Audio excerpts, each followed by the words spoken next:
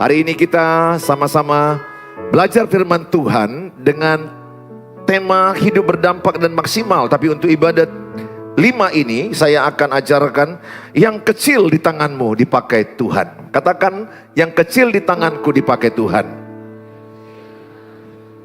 Saudara, kita belajar dari Hakim-Hakim pasal yang ketiga ayat yang ke-31. Sama-sama kita baca 1, 2, ya. Sesudah dia bangkitlah Samgar bin Anat. Ia menewaskan orang Filistin dengan tongkat penghalau lembu. 600 orang banyaknya. Demikianlah ia juga menyelamatkan orang Israel. Sekali lagi sama-sama lebih kuat. Semua kita baca, yang bisa membaca. 1, 2, 3. Sesudah dia bangkitlah Samgar bin Anat. Ia menewaskan orang Filistin dengan tongkat penghalau lembu. 600 orang banyaknya. Demikianlah ia juga menyelamatkan orang Israel. Kita belajar dari tokoh namanya Samgar. Samgar kurang terkenal. Yang kita kenal biasanya Daud mengalahkan Goliat. Kita kurang mengenal namanya Samgar. Tapi hari ini firman Tuhan membawa tokoh namanya Samgar. Samgar itu artinya pedang. Samgar ini seorang hakim di Israel. Hakim yang kurang pamornya dikenal orang. Satu waktu Samgar ini sedang diserang. Orang Israel sedang diserang oleh orang-orang Filistin. Sebanyak 600 orang. 600 orang mengendarai kuda dan kereta perang dengan satu bendera yang begitu jelas mereka orang Filistin, dan mereka membawa pedang, membawa tombak. Di satu tempat Samgar melihat 600 orang datang. Dia adalah seorang pengembala, jadi dia hakim yang sederhana. Latar belakangnya bukan prajurit, karena dia bukan membawa senjata, tapi dia membawa tongkat. Dia membawa tongkat, tongkatnya itu panjangnya 1,5 meter. 1,5 meter, malmat dalam bahasa aslinya, malmat, tongkat. Atau disebut dia adalah penusuk lembu, supaya lembu itu bergerak.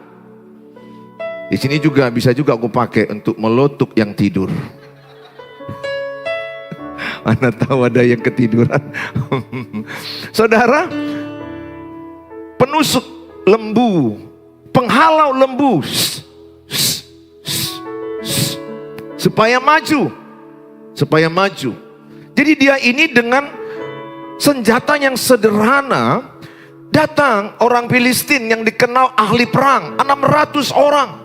Lihat, seorang pemimpin itu ciri pertama berintegritas, dapat dipercaya. Seorang yang mau dipakai Tuhan bertanggung jawab, responsibility. Seorang yang mau dipakai Tuhan, seorang yang mau berkorban, sacrifice. Saudara, Samgar melihat 600 itu. Dia menghadapinya dengan tongkat. Dia menghadapinya dengan tongkat untuk penghalau lembu. Yang tewas berapa orang? Halo, tadi baca kan? Yang tewas berapa orang? 600 orang. Kalaulah dia itu mungkin Robin Hood, aku masih percaya.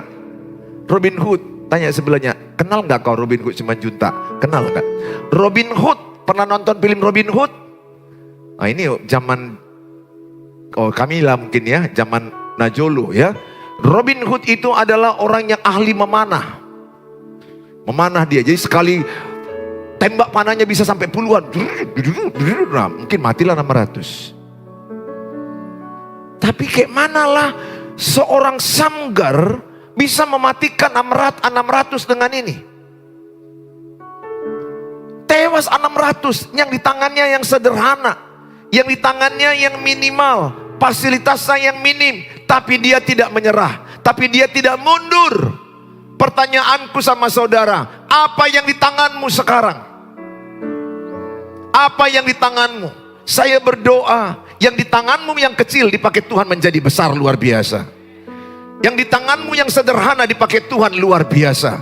Segala sesuatu kalau Tuhan intervensi akan dipakai Tuhan jadi luar biasa. Amin.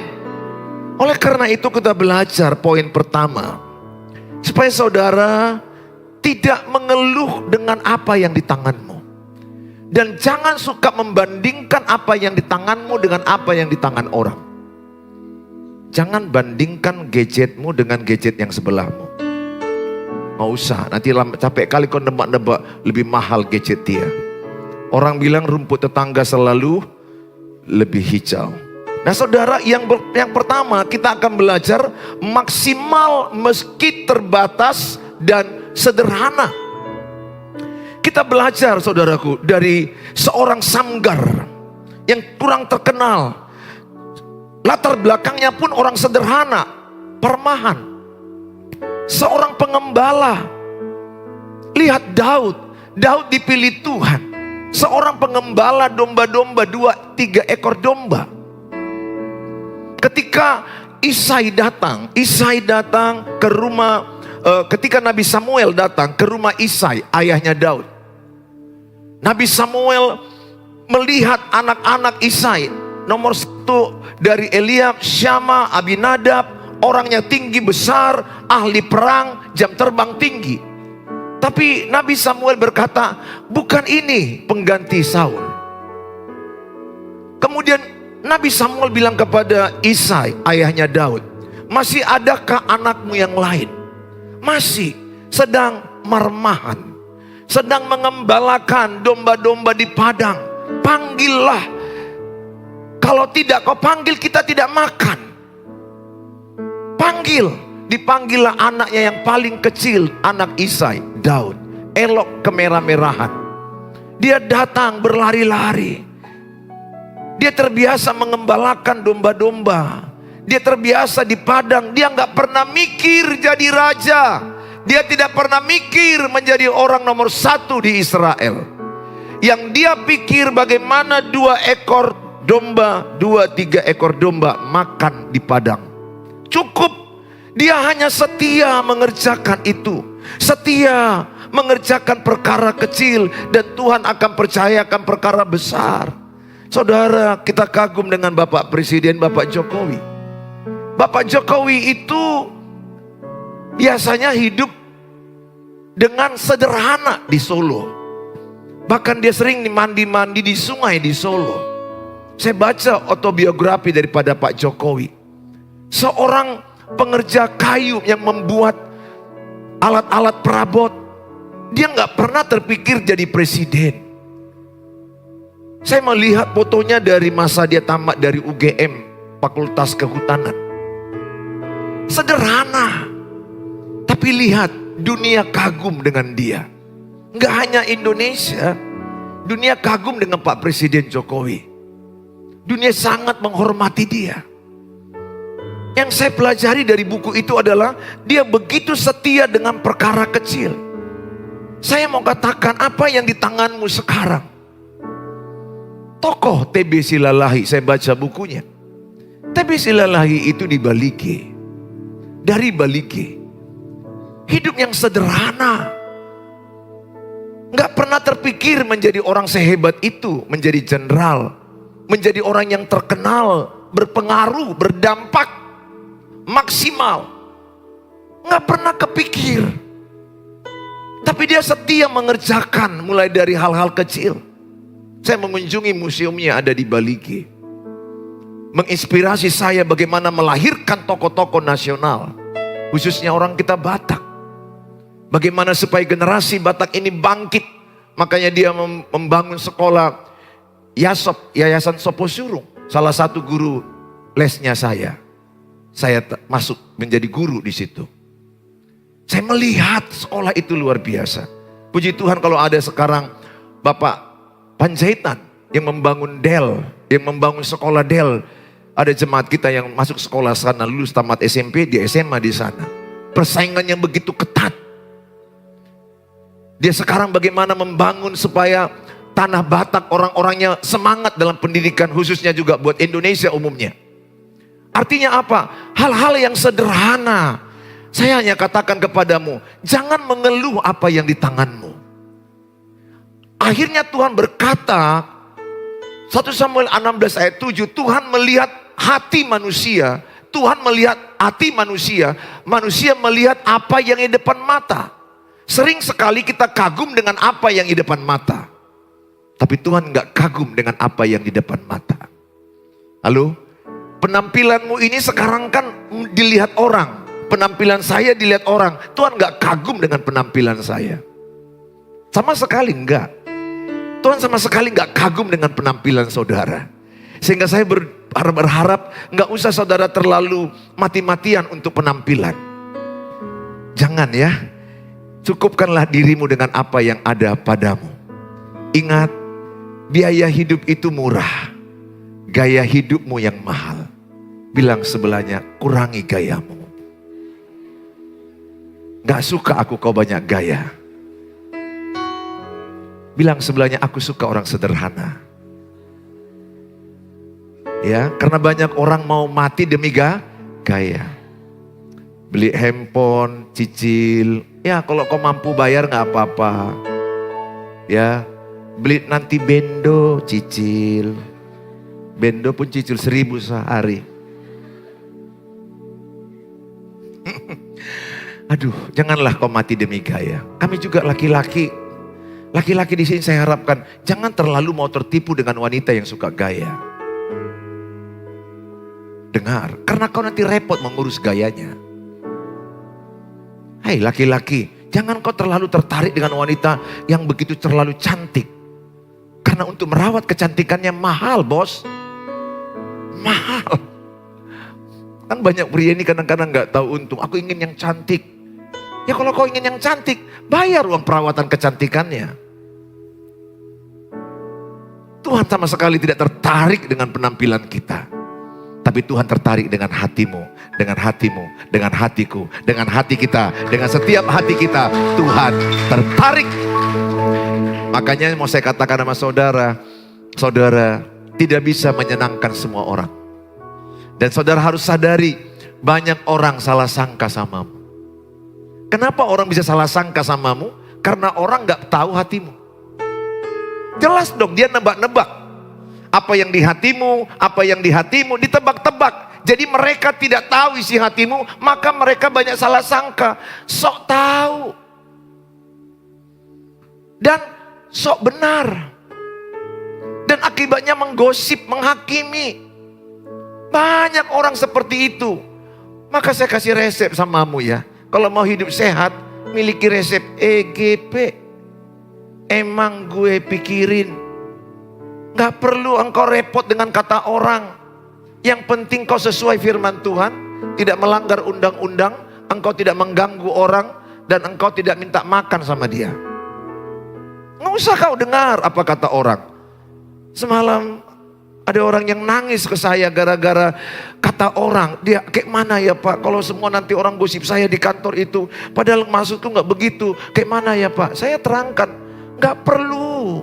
Gak perlu engkau menjadi gelisah mendengarkan pendapat orang. Gak perlu. Dan kalau engkau sakit pun, dia gak akan datang jagamu. Percayalah teman-teman di grup WA-mu itu. Paling pun dia hanya ucapkan GWS. Dan kalau kau mati, RIP. Ngapain kau dengar dia? Sakitmu aja gak pernah dijaganya kau. Ngapain? Yang penting hidupmu benar. Yang penting yang kau lakukan yang menyenangkan Tuhan. Kalaupun kau mau mendengar pendapat orang, dengarlah pendapat orang yang sungguh-sungguh mengasihimu. Pasanganmu, anak-anakmu, pelayan gereja ini mengasihi saya dengar masukan mereka. Cukup. Nggak perlulah kita mendengarkan masukan 280 juta penduduk Indonesia ini. Akan repot hidupmu saudara. Nah saudara, saya mengajak setiap saudara berhenti mengeluh dengan apa yang ada padamu. Hidup maksimal, hidup berdampak dengan fasilitas yang sederhana. Saya ajak sama saudara, jangan lihat latar belakangmu, engkau berkata, wah aku adalah latar belakang miskin. Iya betul, saya pun sederhana. Saya nggak bilang miskin karena papa mamaku PNS. Berarti berkecukupan. Kalau kaya kali pun PNS digosip. berkecukupan. Mungkin saudara dari orang yang latar belakang yang miskin. Miskin itu di Indonesia kategorinya prasejahtera. Prasejahtera, sejahtera. Sejahtera itu cukup pangan sandang. Prasejahtera itu artinya untuk makan aja susah. Maksudnya beli beras susah. Beli beras susah, beli makanan susah, beli baju pun bajunya mungkin hanya 2 dalam setahun. Sehingga bajunya itu besok ganti lagi, itu lagi ganti. Apakah di sini ada yang saya maksudkan seperti itu sampai makan aja susah? Coba lihat kiri kanan, kurang makan gak kira-kira? Saudara, saya yakin gak ada ya. Kalau saya lihat dari depan ini, tidaklah. Beberapa lebih makanannya kayaknya. Yang kurang makanan tidak ada. Berarti saudara tidak ada yang miskin. Artinya orang saudara adalah orang-orang yang berkecukupan. Saya interview seorang mahasiswa yang Grab. Saya tanya, berapa kamu dapat Grab satu hari? 80.000 Pak Pendeta. 80.000 kali 30 hari. 3 kali 8, 2,4 juta. Tapi itu saya masih lagi libur. Kalau libur saya 80-100. Itu kamu udah maksimal. Oh enggak Pak Pendeta, masih santai. Masih sedang-sedang lah, enggak terlalu santai tapi lumayan. Tapi kalau saya lebih keras lagi 100 dapat. Oh begitu ya. Saya berpikir berarti tidak ada lagi di bangsa ini yang gak bisa makan. Hanya dengan Grab aja semua orang bisa daftar, dia kerja keras, katakan dapat 50, kalau dia mahasiswa, kalau dia nggak mahasiswa, full dia dapat 100 kali 30 berapa? 3 juta. 3 juta, beli beras dalam sebulan 10 kilo. Atau katakan 20 kilo, 10 kilo berapa? 130.000. Kalau dia 20 kilo berapa? Ayo kalikan cepat. Harus berpikir loh selama dengar khotbah, nanti kau tidur. Nah, 260.000. 260.000 masih sisa lagi duit dia hampir 2 jutaan. Kalau dia 100.000. Artinya dia masih cukup menyekolahkan uang untuk anak-anaknya untuk sekolah. Swasta katakan ada yang 200.000, ada yang 300.000. Maka kitab Tesalonika katakan orang yang tidak bekerja jangan makan. Orang yang malas akan miskin kata Amsal. Maka saya mau katakan sama saudara, anak-anak gadis, jangan menikah dengan pemalas. Jangan menikah dengan orang yang kau lihat ganteng tapi pemalas. Jangan. Engkau akan tidak makan, engkau akan susah. Saya terlalu percaya bangsa kita kayanya luar biasa, tanah sangat kaya. Apa aja pun yang dilemparkan tumbuh. Itu Indonesia. Laut kita gitu luas, masih kurang nelayan. Gak ada lagi alasan untuk miskin di Indonesia ini. Kalau engkau lahir dari keluarga miskin, saudara gak boleh menyalahkan. Karena engkau tidak bisa memilih lahir dari keluarga mana. Tapi sesalilah kalau engkau mati miskin. Perhatikan baik statementku ini. Kalau engkau lahir miskin, jangan sesali. Karena kelahiranmu kau tidak bisa pilih dari keluarga kaya atau miskin. Tapi sesalilah dalam dirimu kalau engkau mati miskin. Miskin itu sekali lagi tidak cukup untuk sandang dan pangan. Tidak bisa untuk membeli rumah yang sederhana pun. Tidak bisa untuk beli beras dimakannya, itu miskin. Tidak bisa beli baju untuk dipakainya, itu miskin. Maka saya berkata sama saudara anak-anak gadis, nikahilah seorang cowok yang kerja keras. Meskipun kau melihat wajahnya kayak truk, gak apa-apa. Truk itu yang akan membawa kau ke mall. Truk itu yang akan membawa engkau bahagia pergi ke Tonggik untuk melihat Danau Toba. Yang penting dia orangnya pekerja keras, takut Tuhan, setia, mengasihimu, menyayangimu. Saat engkau sakit dirawatnya, dijaganya, dikusuknya, diperhatikannya. Dia tidak mau menyakitimu. Cari cowok yang tidak mau membentakmu. Ini enggak, waktu pacarannya pun kau udah dibentak. Terus kau bilang, bentakan cinta. Mana ada bentakan cinta? Kalau di masa cewek, masa pacaran aja kau sudah dibentak, putuskan. Dengar cowok, kalau masa pacaran aja juga kau dibentak cewek, putuskan. Putuskan. Nanti kau menikah direbus. Semua juga cewek waktu pacaran itu semuanya imut-imut, betul nggak? Iya, gitulah. Drama-dramaan, betul nggak? Oke lah, itu masa pacaran. Tapi kalau pacaran aja pun adegannya udah mengerikan. Duduk kau, duduk. Dari mana tadi? Kenapa kau terlambat? Ini kau nikahi, jenis kayak gini wanitanya. Habis kau di sopnya. Ya, dengar anak-anak gadis. Betul, saya serius. Beberapa anak gadis ini mungkin kau bentak cowokmu. Kusuruh kau diputuskan. Jangan kau bentak. Ingat, kebutuhan seorang suami itu apa? Dihormati. Kebutuhan seorang istri itu disayang, diperhatikan, dikasihi, didengar. Seorang suami kebutuhannya dihormati. Dengar istri, kalau kau bentak suami, kau membentak Tuhan Yesus. Karena suamimu menggambarkan Tuhan Yesus. Ingat, kalau suamimu tidak di pihakmu, berarti Tuhan Yesus tidak di pihak. Ya, kalau ada suami yang sebaliknya berbuat kasar kepada istrinya, itu salah. Karena suami itu adalah mengasihi istrinya seperti mengasihi dirinya sendiri. Jadi kalau suami memukul istrinya, itu artinya dia memukul dirinya sendiri. Kalau suami membentak istrinya, itu artinya membentak dirinya sendiri. 1 Korintus pasal 1 ayat yang ke-26 sampai 29. Mari sama-sama kita baca.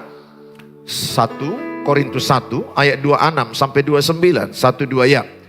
Ingat saja saudara-saudara, bagaimana keadaan kamu ketika kamu dipanggil menurut ukuran manusia. Tidak banyak orang yang bijak, tidak banyak orang yang berpengaruh, tidak banyak orang yang terpandang. Tetapi apa yang bodoh bagi dunia dipilih Allah untuk memalukan orang-orang yang berhikmat. Dan apa yang lemah bagi dunia dipilih Allah untuk memalukan apa yang kuat. Dan apa yang tidak terpandang dan yang hina bagi dunia dipilih Allah. Bahkan apa yang tidak berarti dipilih Allah untuk meniadakan apa yang berarti. 29 sama-sama. Supaya jangan ada seorang manusia pun. Saudara yang saya kasihi, ayat ini berkata, apa yang hina, apa yang bodoh, apa yang tidak terpandang, dipilih Allah. Allah nggak bilang begini, apa yang pintar, apa yang cantik, siapa yang hebat, siapa yang kaya, siapa yang terpandang, siapa yang orang-orang yang termulia, itu yang kupilih. Tidak. Ayat ini katakan siapa yang terhina, siapa yang bodoh, yang gak dipandang manusia, yang tidak diperhitungkan manusia, yang miskin, yang susah, dipilih Allah untuk mempermalukan manusia-manusia yang berhikmat dengan ukuran manusia. Sehingga mungkin engkau merasa aku ini orang miskin, aku ini orang bodoh, tidak terpandang, orang yang ayah ibuku broken home, ayah ibuku bercerai. No, walaupun ayah ibumu bercerai, Tuhan sanggup memilih engkau. Allah gak memandang bagaimana keluargamu. Dia memandang pribadi-pribadi, dia memandang hatimu. Oleh karena itu, jangan ada rasa minder. Rendah hati itu bagus. Minder itu adalah rendah diri. Orang yang minder itu tidak berani mandang mata orang. Jadi kalau saudara jumpa orang, jangan sampai mandang ke lantai. Mau secantik apa, sekaya apa, sehebat apa, dia dengan dirimu sama. Bahkan Galatia 2 ayat 20 dikatakan, adapun hidupmu bukannya engkau lagi, melainkan Kristus yang hidup di dalam engkau. Di dalam diriku, dalam dirimu ada Kristus. Tuhan tidak melihat kekayaan, Tuhan tidak melihat kepintaran, Tuhan tidak melihat jabatan, Tuhan tidak melihat keterkenalanmu. Tidak. Dia melihat hatimu yang mengasihi Tuhan. Dia melihat hatimu yang rindu dipakai Tuhan. Hari ini berhentilah menjadi manusia yang minder, rendah diri. Sehingga engkau tidak pede, tidak percaya diri ketemu orang lain. Jadi kalau ada orang salaman, nggak berani lihat mata, itu biasanya minder. Dia kalau salaman, pernah lihat orang yang salaman?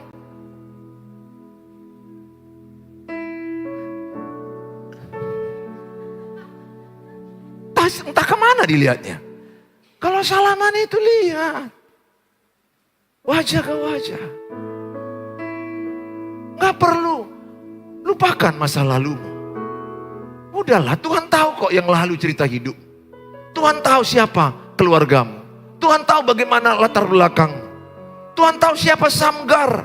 Samgar itu adalah seorang pengembala, seorang penghalau lembu. Dipakai Tuhan jadi hakim. Dipakai Tuhan berperang hanya dengan sebuah tongkat namanya malmat. Tongkat yang sederhana bisa menewaskan 600 orang. 600 tentara Filistin. Artinya apa? Apa yang di tangannya yang kecil dipakai Tuhan menjadi alat yang luar biasa. Saya berdoa kalau engkau sekarang mungkin katakanlah Grab.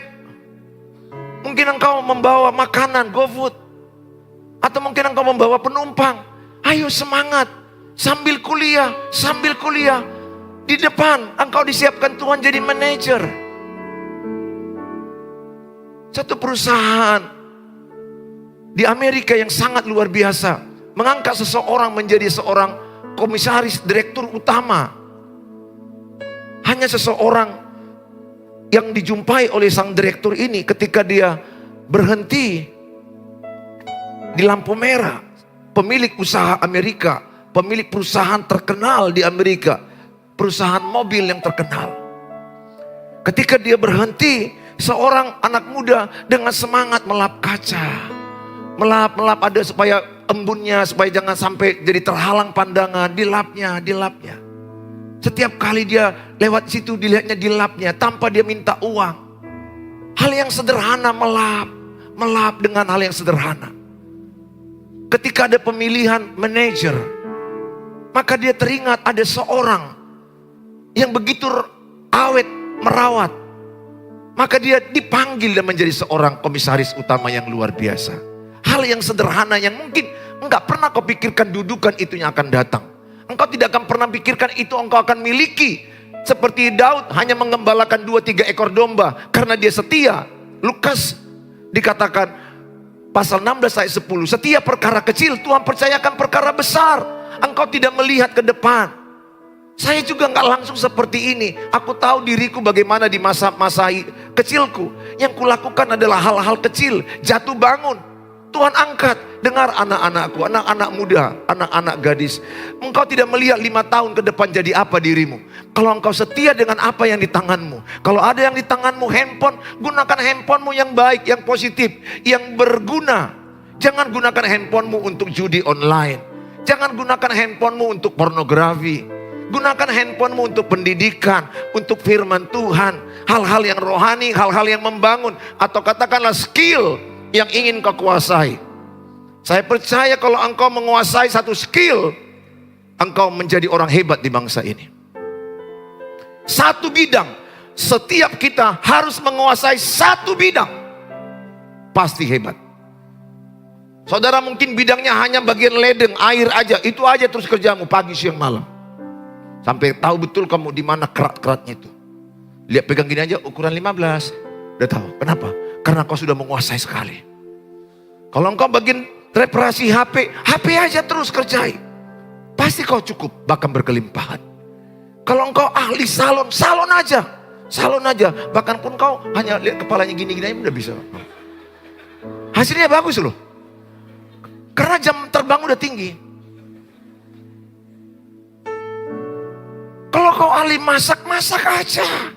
Jangan ngeluh sampai orang merasakan masakanmu itu wow. Bersih. Harganya terjangkau. Pelayanan ordernya begitu cepat. Apalagi kau kuasai dengan masakan martabak. Kau lompat-lompatkan. Syuk. Orang nonton semua. Apalagi yang di tanganmu yang kecil. Bisa dipakai Tuhan besar. Konsisten. 2 jam sehari. Dalam tempo 2 tahun engkau jadi maestro. 2 jam engkau main keyboard. Keyboard aja 2 jam sehari. Selama 5 tahun, 10 tahun. 2 jam aja sehari. Bayangkanlah kalau Desi ini 10 jam sehari main keyboard terus. 10 jam gini-gini dia. Kurasa lama-lama tutup mata pun dia gini-gini aja. Kenapa? Pernah gak lihat seorang Korea, wanita Korea kecil, tangannya maaf kayak kepiting? Pernah lihat video itu? Nah kayak kepiting, gak lengkap tangannya. Tapi pemain musik piano yang sangat terkenal di dunia. Klik itu di YouTube. Dia main, hanya 2. Terpukau semua. Minim dalam dirimu. Tapi sayang, apa yang dalam dirimu jangan sia-siakan. Mungkin engkau menganggap itu tidak terpandang, tapi kalau engkau setia, Tuhan akan pakai itu jadi luar biasa. Jangan bersungut-sungut, jangan mengeluh. Bersungut-sungut itu mengundang roh kematian. 1 Korintus 10 ayat 10. Kalau engkau suka mengomel, bersungut-sungut, hidupmu jauh dari berkat. Ada lagi orang meludah di piring. Engkau makan, kau ludahi. Artinya apa? Tempat kerjaanmu kau hina. Bangsamu kau hina. Itulah meludah di piring. Banyak bangsa ini yang menghina bangsanya sendiri. Merendahkan bangsanya sendiri. Saya jumpai ada orang bekerja 25 tahun, 30 tahun satu tempat. Dihina-hinanya tempat dia makan. Anaknya udah mahasiswa dari situ. Tetap dihina dia. Inilah orang yang meludah di piring. Orang begini gak diberkati Tuhan. Jangan engkau jadi sifat seperti itu. Kalau engkau kerja dengan sebuah atasan. Dan kalau engkau tidak cocok, pindah. Ini udah gak cocok, dihina-hina. Makannya dari situ 25 tahun. Itu gak tahu diri. Saudara, jangan pernah hina pekerjaanmu. Jangan pernah hina orang yang mengasihimu. Jangan pernah hina orang yang menggajimu. Engkau tidak diberkati Tuhan. Kalau engkau menghina tempat di mana engkau gajian. Kalau engkau PNS, jangan hina negara yang menggajimu. Jangan, hormati. Doakan supaya lebih berkembang. Doakan supaya lebih maju, itu bagus. Saudara, Yeremia 1 ayat 8. Yeremia 1 ayat 8, janganlah takut kepada mereka sebab aku menyertai engkau untuk melepaskan engkau, demikianlah firman Tuhan. Inilah yang dipegang oleh Samgar. Tuhan menyertai dia untuk melepaskan dia dari kepungan 600 tentara Filistin dengan tentara kuda yang sangat ganas. Dengan tongkat ini saja dia bisa dipakai Tuhan yang sederhana, menewaskan 600 orang. Apa yang di tangan? Kalau engkau belajar pulpen, belajar yang sungguh-sungguh. Tekun, fokus. Jangan terlambat sekolah. Kerjakan PR. Pelajari ulang. Ahli dalam IT. Ahli dalam bahasa Inggris. Zaman now engkau tidak bisa, nggak bisa bahasa Inggris. Kalau mau hebat, engkau harus bisa IT dan bahasa Inggris. Belajar. Jangan langsung katakan, oh enggak, mulutku terbiasa bahasa Nias. Campur bahasa Nias dengan bahasa Inggris, gak apa-apa. Aku bahasa Batak, campur bahasa Batak dengan bahasa Inggris. Lama-lama kau pintar bahasa Inggris. Yang kedua, maksimal meski minim fasilitas. Fasilitasmu minim, kerja keras. Bilang sebelahnya, kerja keras. Orang Indonesia sehari berapa jam kerja? Ayo, berapa jam sehari kerja orang Indonesia? 8 jam. Orang Korea 12 jam. Jepang 14 jam. Pengusaha besar Bapak Khairul Tanjung, pengusaha yang saudara kenal, 18 jam sehari. Saya ikuti training dan motivasi dia. Wow, aku udah tua begini pun aku masih kerja 18 jam, dia bilang. Gak ada orang yang gampang hidup dan enak. Gak ada. Kalau engkau malas, engkau akan susah. Dengar anak gadis, jangan sampai kau jumpai cowok yang malas. Jangan. Dan jangan pernah kau menikah dengan orang yang pengangguran. Never and never. Nehi babuce, nehi babuce. Walaupun menurutmu ganteng, mual kau dengan gantengnya itu. Jangan. Jangan. Cari cowok pekerja keras. Apalagi kalau jumpa cowok yang hanya kerjanya game aja. Diserang aku.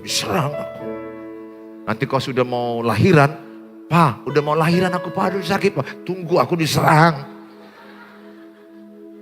Hah? Sekarang kau tertawa kan, tapi tetap kau cintai dia kan?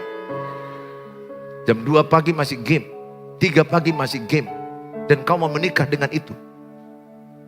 Siapa yang lebih bodoh? Dia atau kau? Dirimu. Kalau jam 3 pagi masih game. Jam 3 pagi dia WA samamu. Lagi ngapain kau, Dek? Kan udah bodoh nih, jam 3 pagi lagi ngapain kau, Dek? Ada yang jolmon. Bukan orang lagi ini berarti. Jam 3 pagi dia nanya sama pacarnya. Nggak lagi ngapain kau, Dek? Mulai jam 4 pagi mereka sleep call. Oto mau. Bodoh jangan dipelihara. Sedikit bodoh bolehlah.